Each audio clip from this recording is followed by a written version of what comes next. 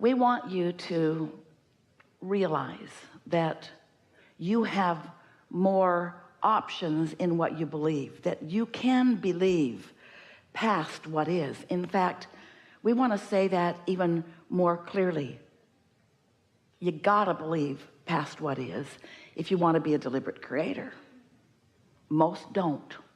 Most don't believe beyond what is.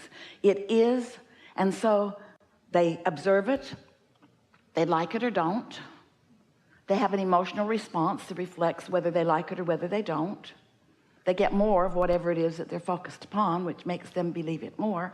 And then most people set about taking those manifestations that are nothing more than response to their vibration and sorting them into piles. That's a good pile and that's a bad pile. That's a wanted pile, that's an unwanted pile. And then most humans argue over about the rightness or the wrongness of the piles, not realizing that they can participate in whichever pile of whichever subject that they want to, and that their attention to it is what causes more of that to come to them. This law of attraction is the law that organizes the entire universe. The law of attraction in its purest definition says that which is likened to itself is drawn. So doesn't matter what you're giving your attention to, you get what you think about. So the key is to think about what you want, even if what you've got isn't what you want. And some say, whew, that's not the way I think I should face reality. And we say, we don't want to upend your beliefs, and we're not trying to get you to believe things that you don't already believe. It isn't about there being this belief system that we want you to believe in. We just want you to gain the control of your own experience that you were born expecting to live. We just want you to be the deliberate creator that you were so excited about being when you made the decision to come into this leading edge environment. When you as a creator wanted to come and see what's around and evaluate it from your personal and very specific and very important perspective, and then from that place come to your own serious and important conclusions about what you prefer from where you stand, because you understood that when the preference was born within you, that if you had the ability to focus in the direction of your preference, that the law of attraction and all of the energy of the universe would move in the direction of your attention. So we want to remind you of some things you knew when you made the decision to come.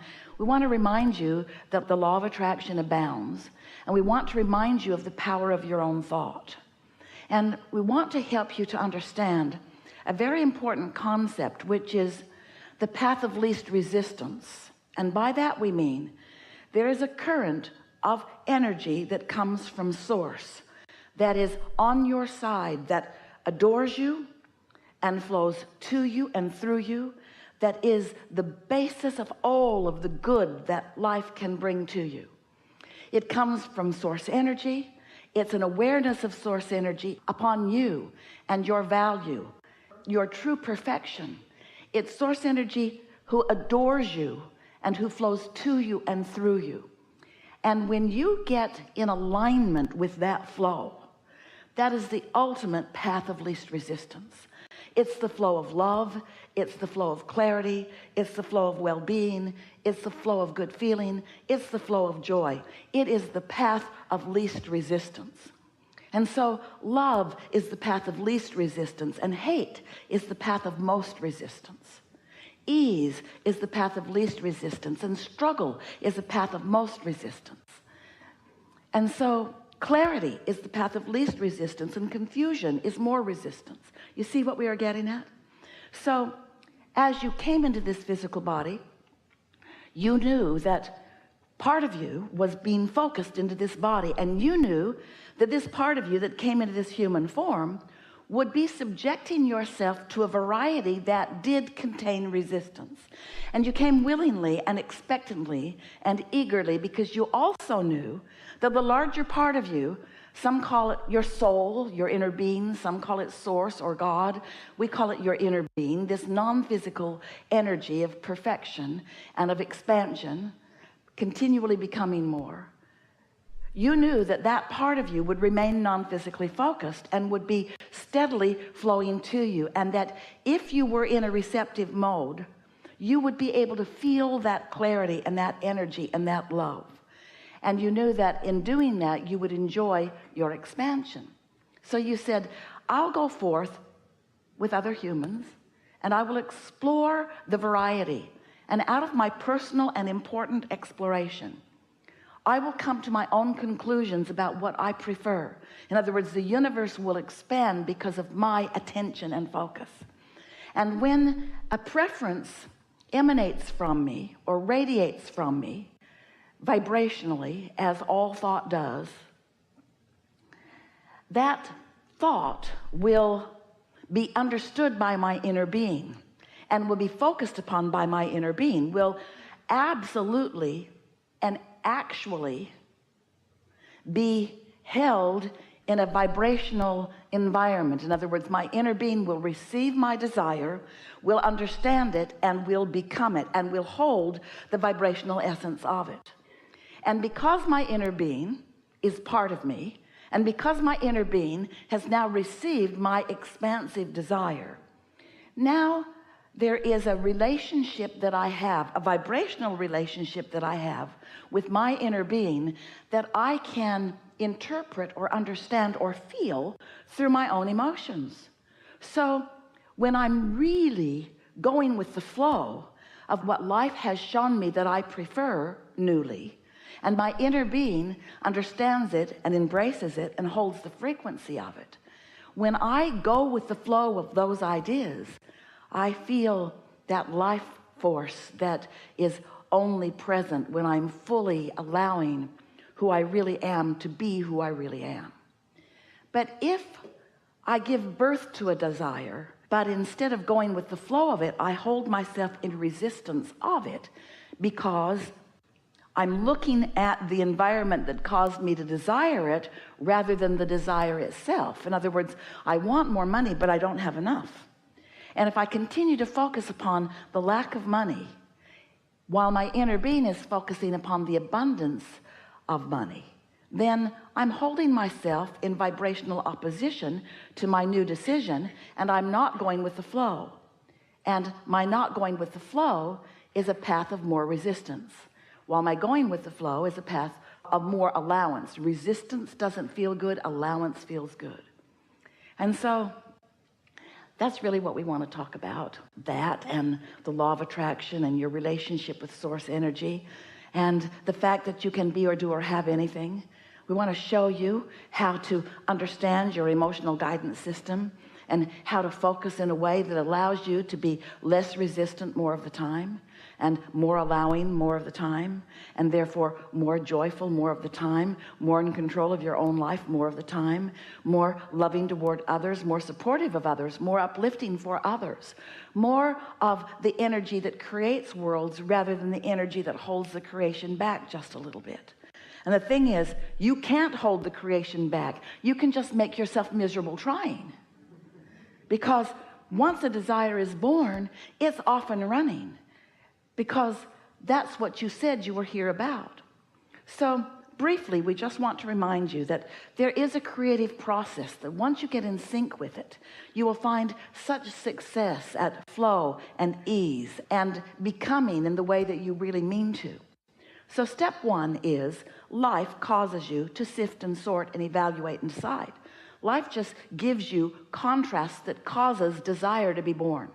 So step one is asking, and life just causes you to do that all day, every day. Step two is not your work and not your focus. It's the work and the focus of your inner being. Step two is when you ask, it is immediately, instantaneously given to you in vibrational form. When you ask, it is given. And the vibrational form is so magnificent because the vibrational form means that your inner being and all of your inner being's partners in non-physical, which is source energy, form a focused attention, and a collective energy gathering environment around what you have asked for. And cooperative components of all manner and all kinds are gathered in this vibrational environment for your benefit. And we call that vibrational environment a vortex, because it's a gathering of energies, and it's impossible for anything that's a vibrational match to what you've asked for not to be gathered. And so the cooperative components, it's enormous, it's significant, and it's steady, and it's sure, and it's all for you. Step one, step two. Step three is, now you who have been somewhat resistant when you knew what you didn't want, which caused you to know what you do want. Now your work is to focus upon what you do want rather than justify why you don't want what you don't want. You got to go with the flow of your own new desire rather than stand in stubborn defiance of what you're living, a sort of outraged justification. I need it, I demand it, I want it. That's not going with the flow. That's going against the flow. Going with the flow is thinking about how good it will feel, or looking for things that feel good right now. You don't even have to stay on the subject of your desire. You just can't focus in opposition to your desire. And it's so weird. Most of you do. I want more money, but I don't have enough. And you join together with other complainers to talk about how hard life is. I want a boyfriend, but where are all of them? They're all taken. All the good ones are gone. No, they're not. They're out there looking for you too. But when you focus in opposition to what you want, then you hold yourself in a place where you can't receive. And that's what step three is. Step three is practicing thoughts of positive expectation. Step three is thinking about what you do want rather than what you don't want. Step three is feeling worthy enough to receive what you want. And that takes some practice for many of you, because you've been basing your feeling of worthiness on what you've got, not upon what you want. Often you think that there is some outside arbitrator, some outside negotiator, some outside decider of what's right and wrong and good and bad for you, who is preventing you from the goodness that you want. And there isn't. It's only you and your own resistance, because all that you know as good is rooting for you, is there in your vortex of creation, is there with the cooperative components, just calling you home to it, calling you in the direction of it. And when you turn ever so slightly and you begin moving in the direction of your desire, you begin to feel the relief as your resistance releases little by little, until eventually you can feel the utter satisfaction of going with the flow. It doesn't require work on your part. It doesn't even require action. Although action with the flow is so much fun. Action against the flow is struggle. So step one, step two, step three. Step four is just getting really good at step three. That's all. Step four is the mastery of step three. Step four is finally accepting that you're supposed to feel good and allowing yourself to, and even working toward feeling good, even when the conditions around you don't easily lend themselves to that. Step four is wanting so much to feel the satisfaction of alignment that you have some tricks up your sleeve or some good ideas in your pocket that you can get out anytime to help you to lean in the direction of feeling good. And then step five is when you're so used to feeling good and you witness something contrasting, and you embrace and relish the contrast because you know the value of step one. Oh, good. Something else to want. Oh, good. Oh, good. Oh, good. Negative emotion, which is pointing out to me some paths of resistance that I'm still carrying around that aren't serving me, and my perfect opportunity to release more resistance so that I'm more in the flow. So you are powerful creators, and you are doing extremely well. And we are so pleased that you've come to play with us here today, so that together we can talk about what matters to you. And you're going to notice we're going to take thought in places it has not been before. you'll feel us breaking into those new places.